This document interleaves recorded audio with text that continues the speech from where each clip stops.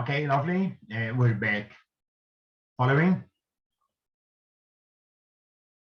Are you following?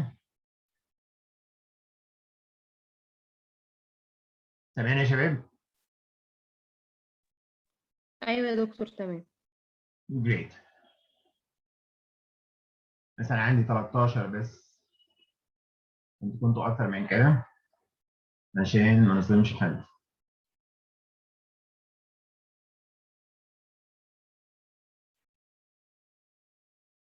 خشوا كلكم مرة واحدة يلا.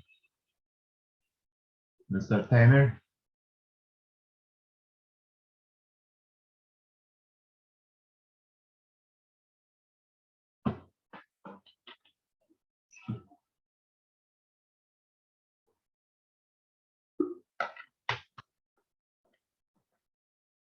سريعا مارش بقى كده، مش هنقف كتير زي ما كنا بنقف عن المقدمة بتاعتنا دي.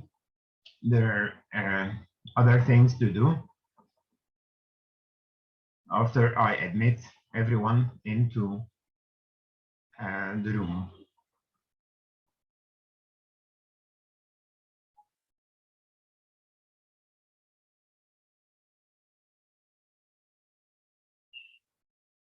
هنا ظهرت الشريحة قدامكم المفروض، مش كده؟ ايوه تمام يا دكتور. تمام. You can find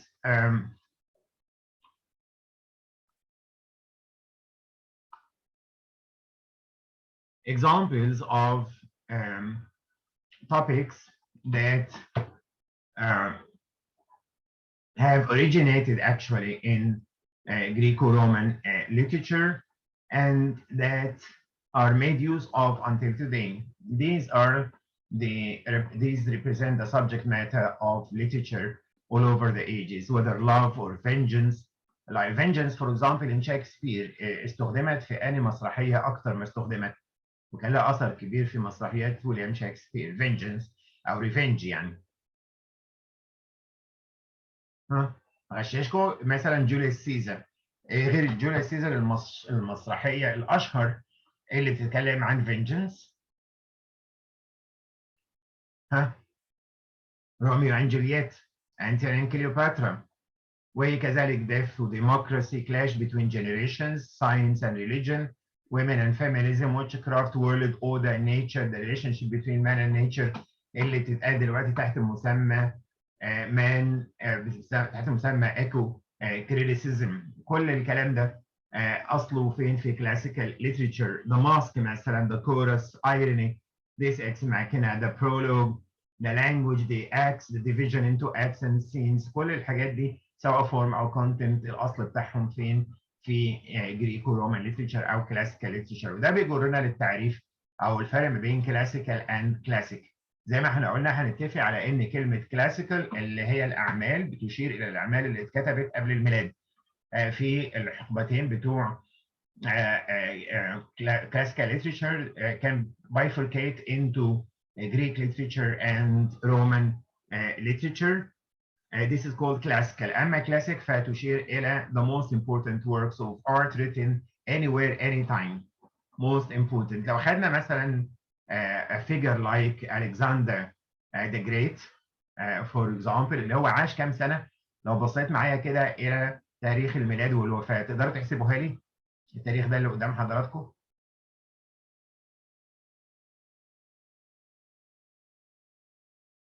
Alexander the Great عاش كام؟ تقريبا 43 سنة. 43 I think. 33. Oh, 33. 33 Yeah. years. He lived a very short life. Actually, ومع ذلك he is considered one of the greatest figures in history. And والتاريخ التاريخ بتاعه ده يدل على انه كان في الفترة بتاعت الجريكس. ومع ذلك he has been written about in many texts like the ones in front of you now, like these. The Persian, Fire from Heaven, Funeral Games, The Virtues of War, The Nature of Alexander, The Ends of the Earth. These are novels وكلها واخده الشكل بتاعه ده. These are novels written about Alexander the Great and moving to us and coming to us throughout the ages in different titles. هتلاقي واحد واخدها في مسرحيه، واحد واخدها في روايه، واحد واخدها في كتاب تاريخ، واحد كتابها ان شاء الله حتى في كتاب عن الاسطوره او الميثولوجي. Do you understand? This is Alexander the Great. If you move on to Antigone, the story itself has been written about in different forms and different guises by so many writers from the very beginning until now. It has been a popular subject for books, plays, and other works. وزي ما انت شايف امثله وتواريخ النشر كمان. اول حاجه صوفوكليس، اوكي، وده تاريخ الميلاد والوفاه بتاعه، فهو كتب المسرحيه في المنطقه دي. ثم يوريبيديس نفسه اللي جاي بعد صاحبنا ده كتب برضه نفس المسرحيه. وانت ماشي هتلاقي دي كلها عناوين واخده انتيجيني انتيجيني انتيجيني، رايت؟ انتيجيني لحد ما نوصل ل 2005 اظن، هتيجي كمان شويه، اللي مع كاتبه. حد يعرف اسم الكاتبه دي؟ اسمها مارجريت اتوود. الاول انا اتفاجئت، انا شخصيا متفاجئ دلوقتي وانا مع اني محضر ده من فتره، بس هنا مثلا عندنا اسم سنه 2004 The Burial at Thebes، اللي هي السيتنج بتاع المسرحيه بتاعتنا ثيبس.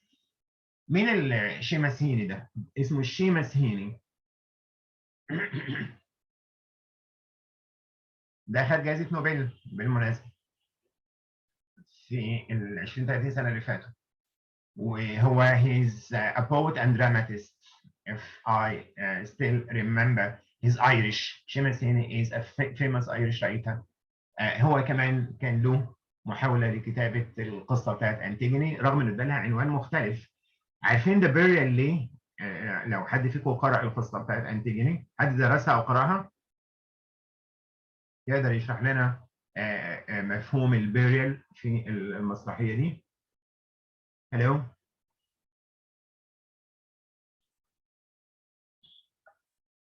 بيريال يعني الدفن، مش كده؟ ايه المقصود بقى هنا ب The Burial at Thebes؟ You must know something about the story in order to be able to respond to such a question. Antigone is Creon's niece, and she has two brothers that have been killing each other at war.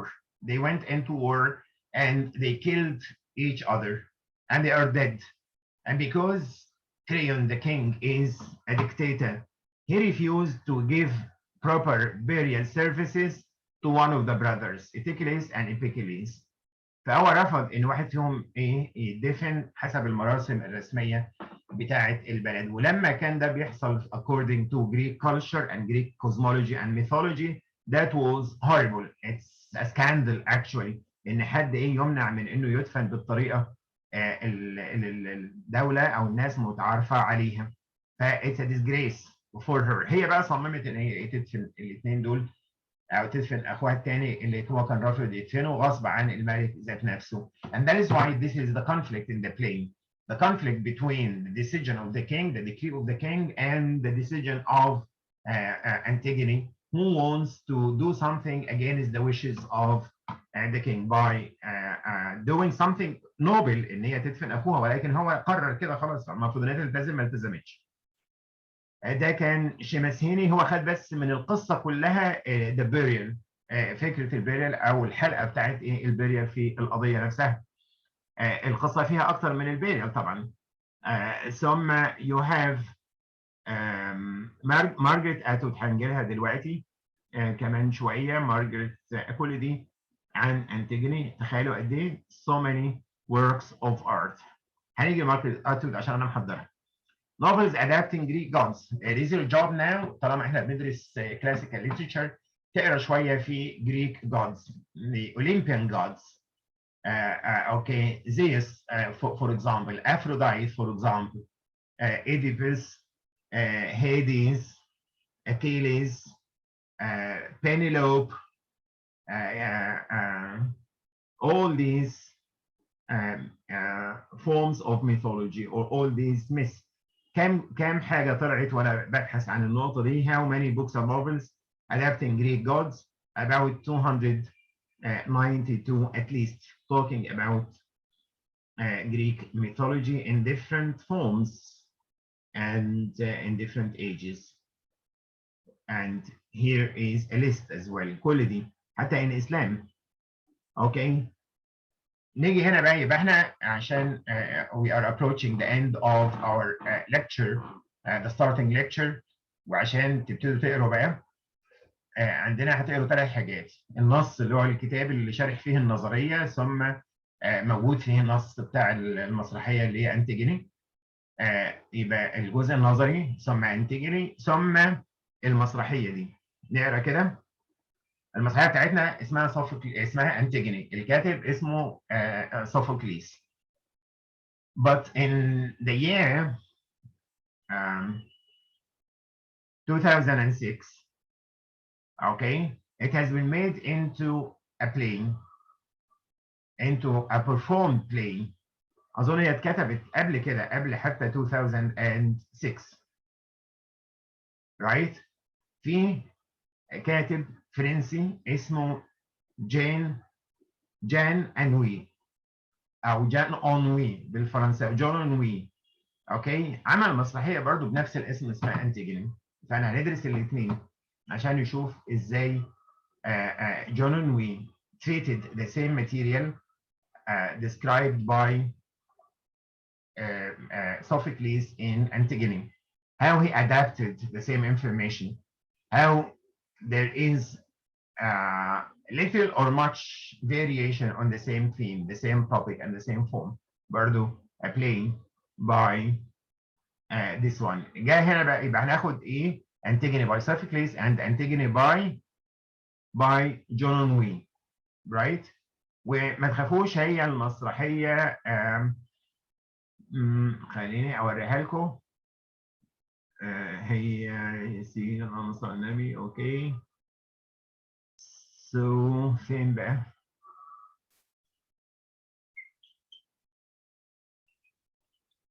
جون وي show all windows. جون وي.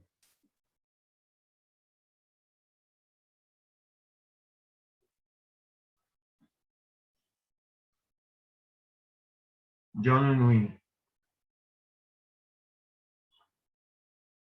يس، ظهر كده قدامكم شباب؟ يا أنتيجوني جنوية. الزوم بيقول لي participants can now watch your PDF. حتى لو انتوا قلتوا مش ظاهره هقول لكم لا اسف ظاهره قدامي اهوت بيقول لي كده. So this is the same play ولكن a different author, okay, called John Wee. المسرحيه بقى حضرتك قد ايه؟ 62 صفحه لو انت شايف PDF قدامك. It's only 62 pages. المسرحيه الثانيه بتاعتنا حوالي 100 صفحه برضو، مش كبيره يعني ولا حاجه. بس if you have a look at Antigone and the list of characters او cast of characters، اوكي، بنسميها ايه بقى في الادب الكلاسيكي؟ احنا خدناها من الادب الكلاسيكي على انها اسمها ايه، ودلوقتي مستخدمه بالعنوان ده، مستخدمه بعنوان cast of characters. الكاست ده في التمثيل لما تبقى performed، انما في الكتابه بتتقال عليها dramatis persona. dramatis persona اللي هي dramatic characters يعني او list of characters. هي نفس الشخصيات، بس هنا أنتيجوني وكريون وذا كورس وإزميلي وهيمون. ذا نيرس ما كانش موجود في سوفوكليس، ما فيش شخصية اسمها ذا نيرس، هو أضافها هنا. أوكي، وذا بيج ما كانش فيه بيج، وما كانش فيه يوريديس اللي هو أحد الإخوة المقتولين، وساب الثاني اللي هو إبيكليز. يعني عمل بعض التغييرات حتى على مستوى الشخصيات. This is one. The introduction itself. أوكي، ده كلام المترجم. بس هنا لما تيجي so here we are، لما تيجي تقرا الكلام ده بحاول اكبره اهو. The play starts here with the chorus. It starts with the chorus. تمام؟ This is how John Henry starts the play, and this is ده الكلام اللي بالخط المايل ده اسمه ايه؟ Stage directions. الكلام اللي بالخط المايل ده اسمه stage directions، ودي برضو متاخده من classical literature. What is stage directions? اللي هو the kind of instructions given by the dramatist or the playwright to the producer and the director and to readers, الناس اللي بتقرا. All right. And in Antigone by Sophocles, the beginning is not like that at all. It's different. We have the chorus here. برضه the chorus one of the elements of classical literature اللي الكتاب تورثوها من هذه الفترة. So the chorus begins the events. And the chorus talks a lot. زي ما انت شايف كده كل ده كلام الكورس. شايف قد ايه؟ كتير جدا right؟ وبعد كده كمان مين اللي بيتكلم؟ The nurse. أما في Sophocles نفسه في البداية وأنا مش عارف أنا محضرها ولا لأ بس هنزل لكم الاثنين إن شاء الله قريب هيبقى في إيديكم النصين الاثنين. هتلاقي إن the beginning of Antigone by Sophocles is totally different, and the one who talks at the start is Antigone talking to her sister, not talking to the nurse. So even on the level of the exposition احنا بنسميها طبعا البلوت بتمشي الاول exposition and then development then rising action and then the climax and then falling action and then denouement. هتلاقي الدينومو مختلفه، هتلاقي الكلايماكس مختلفه، هتلاقي التركيز زي ما قلت لك. الشيماس هين الكاتب الايرلندي خد من المسرحيه بس الجزئيه بتاعت الايه مراسم الدفن وعمل منها مسرحيه كامله. هنا جون وي بالمناسبه ما خدهاش عشان يتكلم عن الوقت اللي كان عايش فيه سوفوكليس واتكلم من خلال أنتيجوني عنه عن مثلا the problems of the Greek society at that time ومسألة الديمقراسي ومسألة الأوتوكراسي والحاجات دي. لا هو ما خدش الأحداث دي عشان يعمل ده، لا عشان يغطي الأحداث الفرنسية في القرن العشرين في مشاكل سياسية ومشاكل معينة داخل المجتمع الفرنسي. جون أونوي chose to pick up the framework بتاع أنتيجوني from classical literature and to remold it. صب هذا القالب أو صب في هذا القالب the problems that he found to be worthy of attention in the French society at the time in which he lived. Are you following now? هوقف ده ونروح تاني للعرض بتاعنا للست اللي اسمها ايه حضرتك؟ مارجريت اتوود. احنا خلاص قلنا هناخد المسرحيه دي وده العنوان بتاعها وهي افيلابل هجيبها لك انا بنفسي ما تقلقش هنزلها لكم ان شاء الله على الجروب على الواتس ده. نروح بقى مين بقى مارجريت اتوود؟ خلينا اختبر معلوماتكم في الرياضه.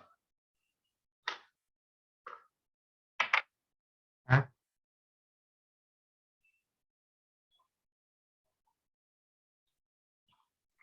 عالمة فيزياء حاصلة على نوبل تقريبا.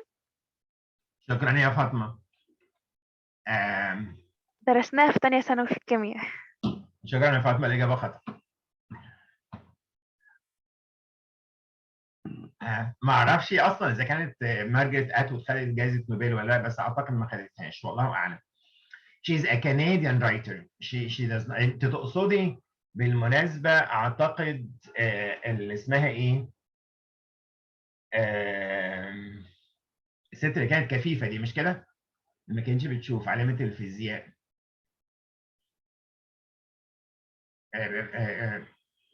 اسمها غايب عني بس انا بتكلم دلوقتي عن someone else. Margaret Atwood is a Canadian writer. She's still alive. She's one of the most famous Canadian writers worldwide. She is one of the most prolific. أحد أكثر الكتاب غزارة في الإنتاج. اسمها مارجريت أتوود. معلومة إنها خدت جائزة نوبل أنا مش هضرب ذهني بصراحة عشان ما أكذبش عليكم. بس I doubt. رغم إنها تستحق لأن لها كتابات كتيرة جدا. It was published in 2005. الرواية بقى هنا إحنا المرة دي في رواية. أنا مش بقول إن هي خدتها من أنتيجوني، يعني مش من أنتيجوني، ولكن بص بقى للكتاب اسمه إيه؟ اقرا كده اللي هو بالخط المايل في الأول في السطر الأول. ها؟ Hello؟ اصحوا. Yes, we are here. صحيح. Okay, اقرا كده the title of the book written by by Margaret Atwood. The Penelope. I'm just trying. Sure. Thank you very much for the attempt. So the Penelopeiad comes from the word Penelope.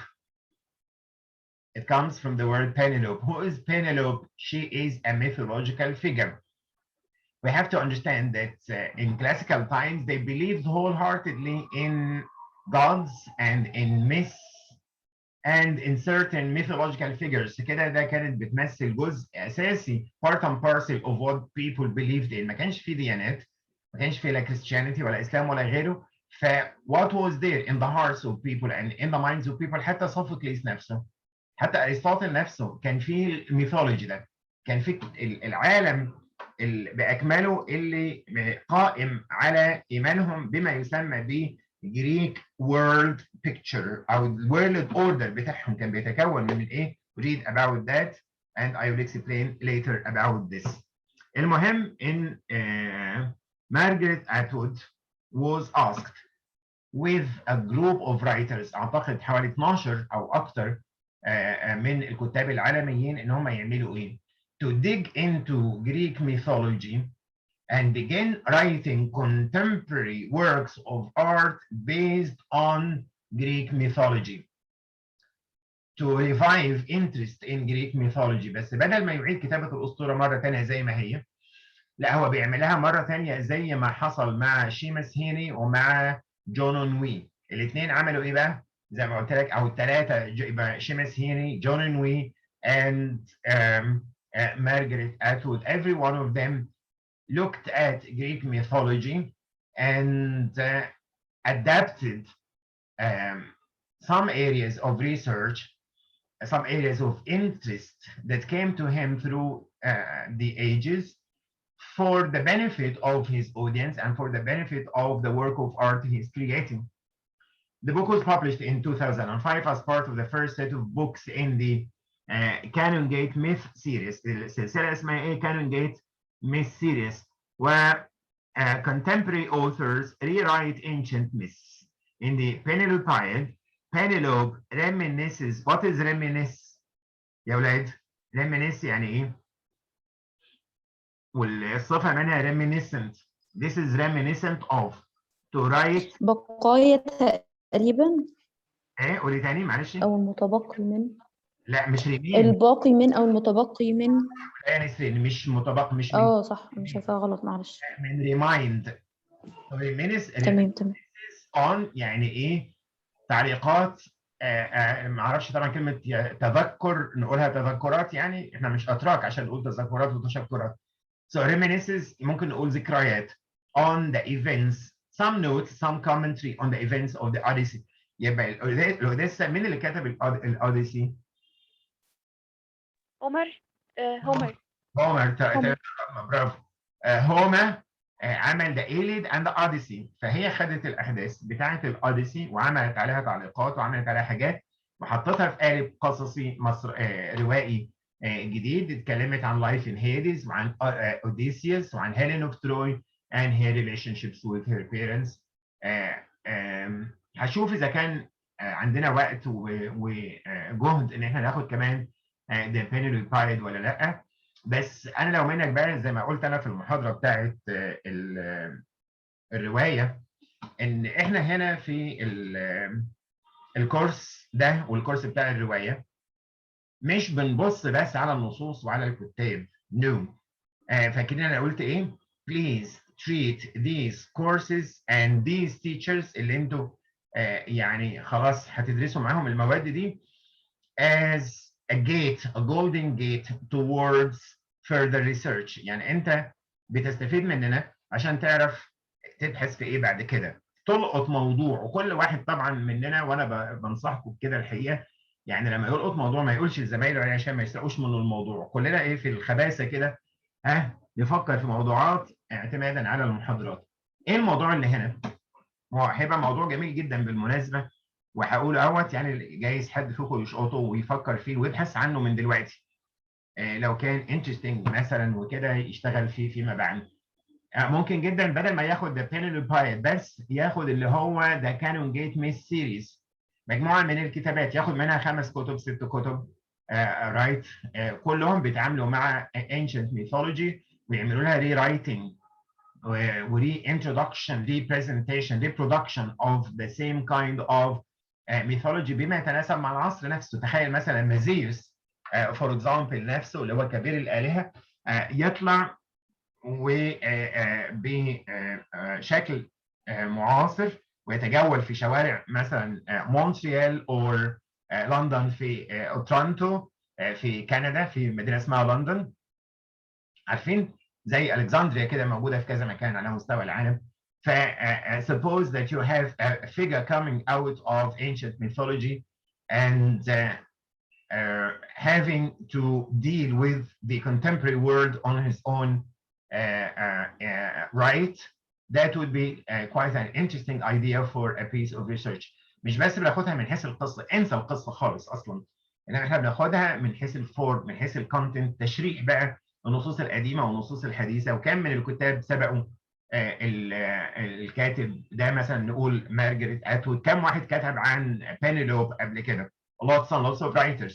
طب كتبوها ازاي؟ اهتموا بايه؟ ايه الحاجات اللي ما اهتموش بيها واهتمت بيها مارجريت اتوود؟ ايه الجديد عند مارجريت اتوود اللي قدمته؟ طب لما عملت كده هل has this helped the novel to be a unique type of literature ولا this is just redundant تحصيل حاصل وخلاص وما قدمتش حاجه جديده؟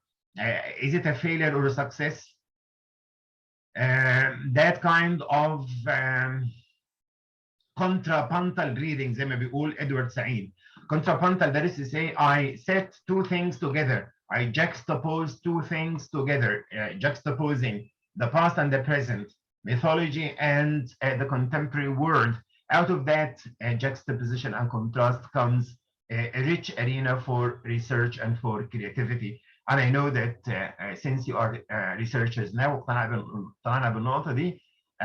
I'm also quite sure that you are full of creativity and full of stamina وهتطلعوا حاجات أحسن كمان من اللي أنا بقترحه دلوقتي. So this has to do with the دي القصة نفسها بتاعت بينيلوب في البينيلوبايد. يجي عندي كلمة maid. The 12 maids. What is maid؟ محدش يقول الماضي من make. هزعل قوي. أفيميل صدى صوت كمان. مش حرمنا من حاجة ما شاء الله عليكم. alright. اوكي. ليها بقى كتاب تاني اسمه The Handmaid's Tale عشان تعرف ان زي ما انا الارجيومنت اللي انا بدات بيها بختم بيها. الادب العالمي is ايه؟ اول جمله انا قلتها في المحاضره النهارده ايه؟ literature is one whole ايه؟ literature is one whole spirit. لا للاسف one whole قدام One whole body or spirit. Body. As we talk like. body. هنا كلمه body يعني ايه؟ يعني all genres. ماشي يعني One whole unit. نترجمها ايه؟ كيان. نترجمها كيان. يعني coherent. Arabic. Yeah. entity. You understand? One whole structure, one whole constitution. فهي لما احنا قلنا الميدز وراحت واخده من كلمه ميدز نفسها اللي هي في ذا بينيلوبايد، راحت واخده منها روايه ثانيه عملتها اظن كانت 2016 اسمها ذا هاند ميدز تيل، من الروايات الجميله جدا اللي اعتقد ظهرت فيلم برضه مكسر الدنيا واتعرض كتير. تمام؟ I finally come a chorus of the 12 maids. Okay, يعني you read about the story. ده مش موضوعنا دلوقتي بس أنا I will think seriously about including يا إما The Handmaid's Tale by Margaret Atwood or The Penelope في الكورس بتاعنا. يبقى الكورس بتاعنا مبدئيا الارجيومنت الرئيسية أنا قلتها، ثم Sophocles Antigone and Antigone برضه by John Onwe.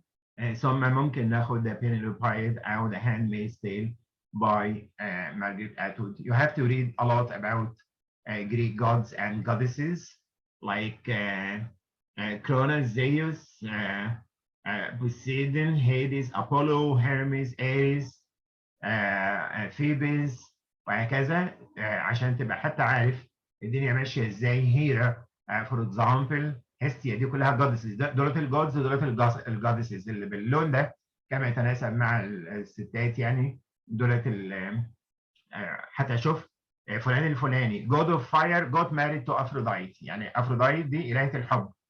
اتجوزت مين؟ اتجوزت الجدع ده. اوكي، الجدع ده كان the God of ايه؟ of fire. مين ده God of war؟ اللي هو صاحبنا ده. دولت كل دول الثلاثه دول اولاد زيوس. اولاد زيوس من مين؟ زيوس تقريبا كان متجوز الدنيا كلها، كان متجوز دول كلهم. He married Rhea, he married Hera, he married Hestia. Do you understand؟ كبير الآلهة بقى يعمل اللي هو عايزه، كان مفتري. ده زيوس ده King of the gods, God of the sky, rain and lightning. وكل واحد God of حاجة أو Goddess of حاجة. Hera Goddess of marriage, Hades God of the underworld, Apollo God of light, Athena Goddess of wisdom. وكلمة wisdom دي أساس المسرحية بتاعتنا إن شاء الله. أنا كده طولت أكتر مما ينبغي، هنقف عند الشريحة دي. أعرف لكم الشريحة رقم كام؟ ستوب شيرنج وخلاص. هقول لكم الشريحة رقم كام. مش عارف أفكر نفسي حتى.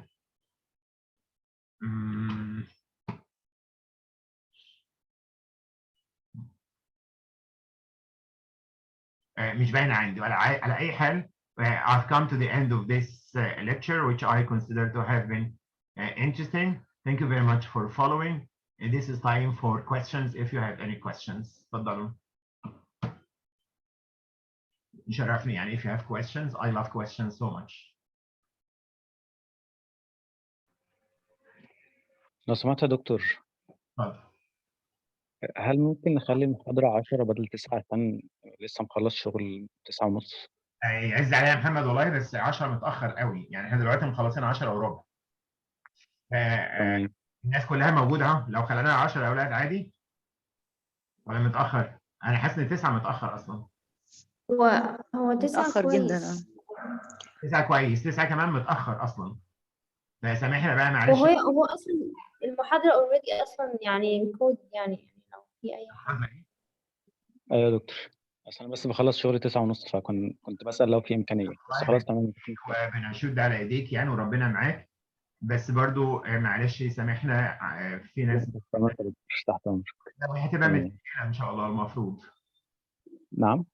متسجلة، ممكن انتوا تاخدوها وتستفيدوا بيها بعد ما تخلص، هتبقى متسجلة إن شاء الله.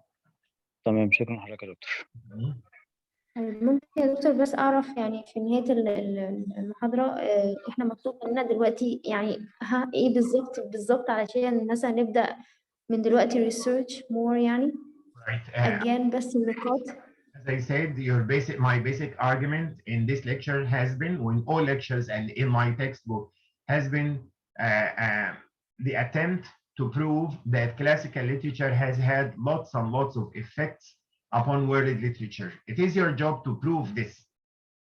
Okay, prove to me through many texts and in many ways that in world literature, in all ages, there are traces of classical literature. وهذه بقى أمثلة من النصوص دي كلها.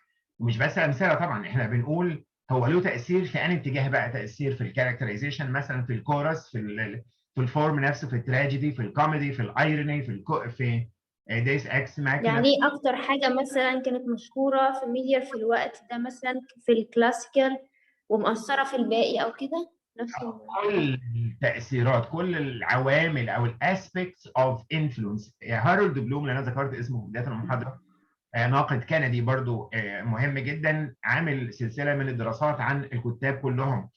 فقالوا كتاب لوحده كده اسمه The Anxiety of Influence. بيقول فيه زي ما بيقول T.S. Eliot في المقالة بتاعته اللي اسمها Tradition and the Individual Talent. الكتابين الاثنين بيقولوا ان there is no السلام عليكم. اتفضلي. طيب there is no single writer who is creative كده on his own, who produces literature on his own without being affected by previous writers. His theory is that all kinds of literature given to us or produced by writers must have gone through classical times and classical writers. Do you understand? فالتأثير ده كان من أي اتجاه بقى؟ هل فورم؟ هل كونتنت؟ فورم هتقول ايه في الفورم؟ كونتنت ايه في الكونتنت؟ ايه العناصر اللي في الكونتنت اللي كان لها تأثير كبير جدا على الآداب العالمية خاصة الآداب الإنجليزي؟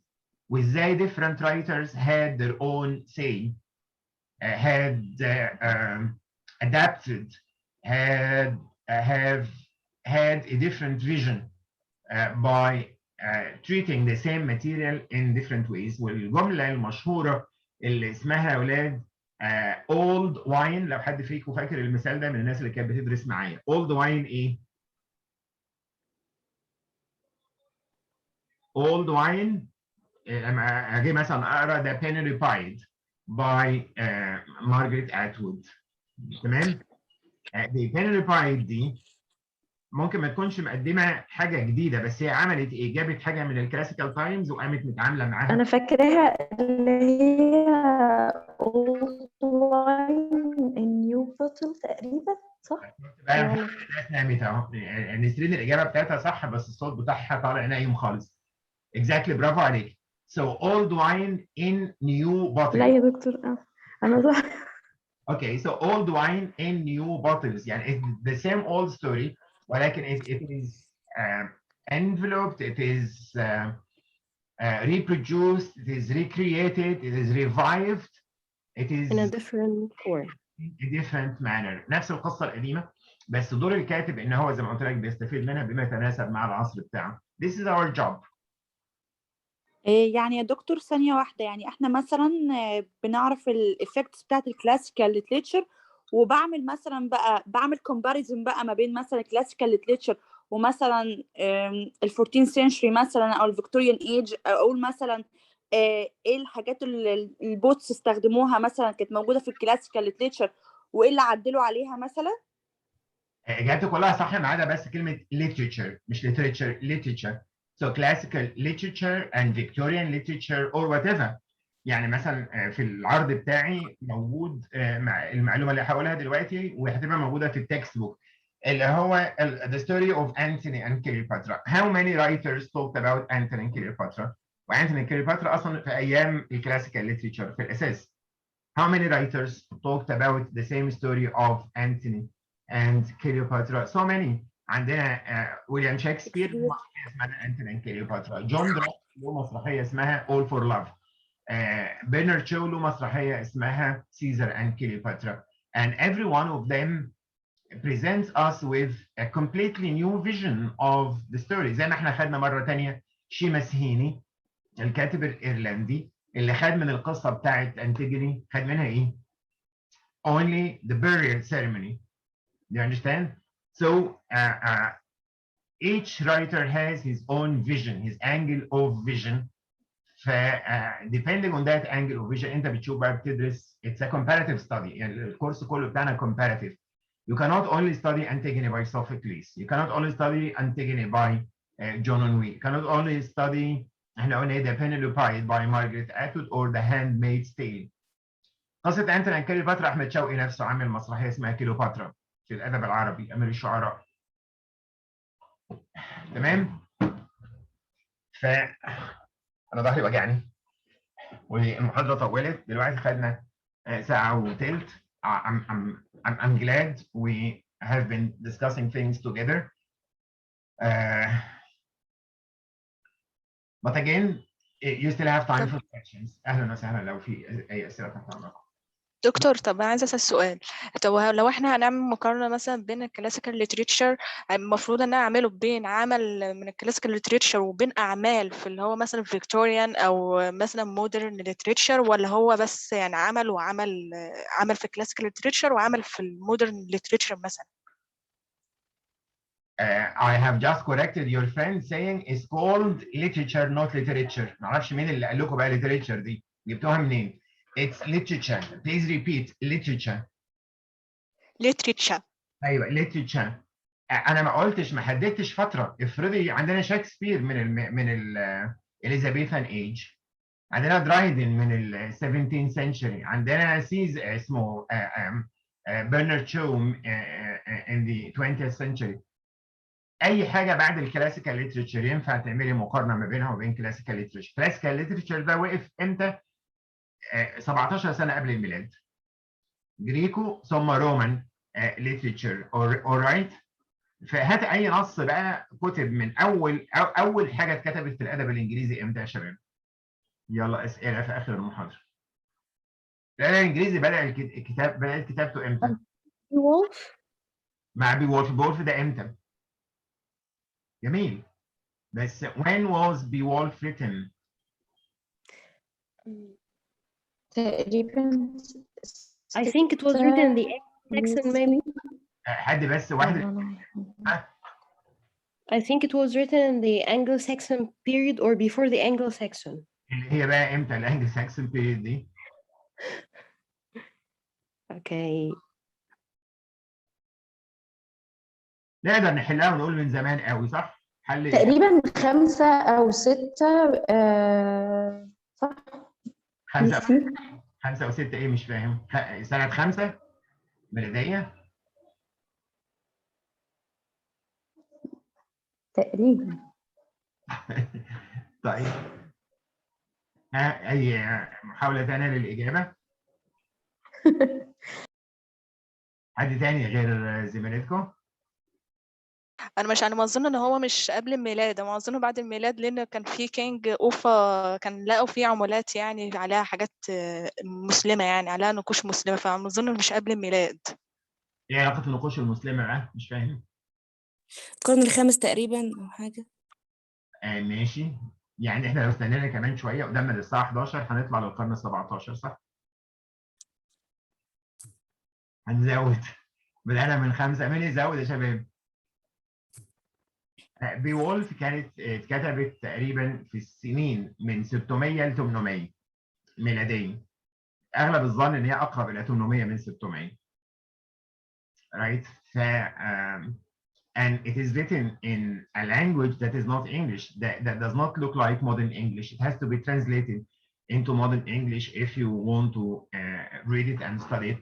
And again, it also talks about Anglo-Saxon leaders and kings, like the king of Sweden and the king of Denmark, not about England itself. أنا قصدت من السؤال ده أقول إن حتى English literature لما بدأ يتكتب زمان سنة 600 أو سنة 800 ما كانش بيتكلم عن إنجلترا ولا الشؤون الناس في إنجلترا.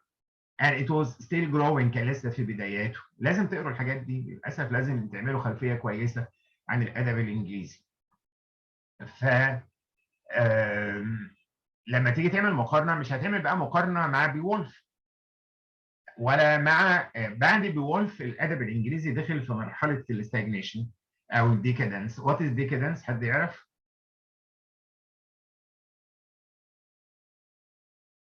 decadence يعني الاضمحلال. معرفش بالعربي بقى، عارفين اضمحلال؟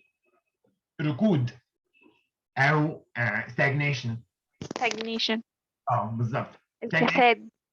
انه خلاص ما عادش في انتاج ادبي كويس لمده 500 سنه قدام، لحد ما جاء واحد اسمه تشوسر ثم مارلو ثم كيد. كل دول جم قبل شكسبير، بس ما بين تشوسر وشكسبير فتره طويله لحد ما توصل لشكسبير. وهنا بدايه التاثر الكبير من اول تشوسر كده، تشوسر ومارلو وكيد وشكسبير، كل دول بداوا يتاثروا بالكلاسيكال ليتريتشر. انما قبل كده، قبل سنه 1400 تقريبا ما فيش حاجه اشتغل فيها الكتاب الانجليزي، لان ما كانش اصلا في كتاب انجليزي.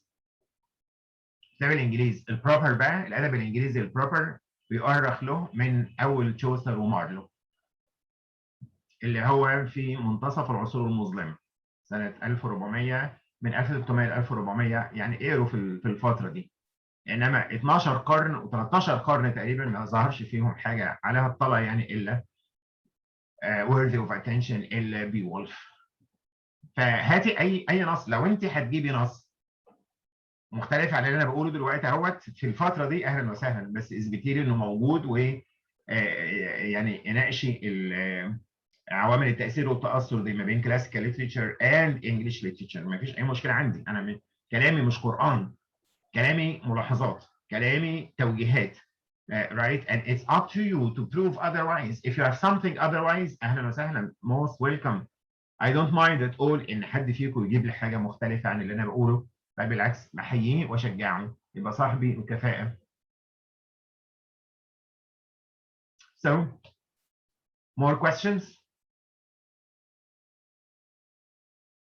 احنا قلنا في مادة الرواية ان في بيبي فيسز تفكروا فيها، فاكرين؟ يا كانت عن ايه؟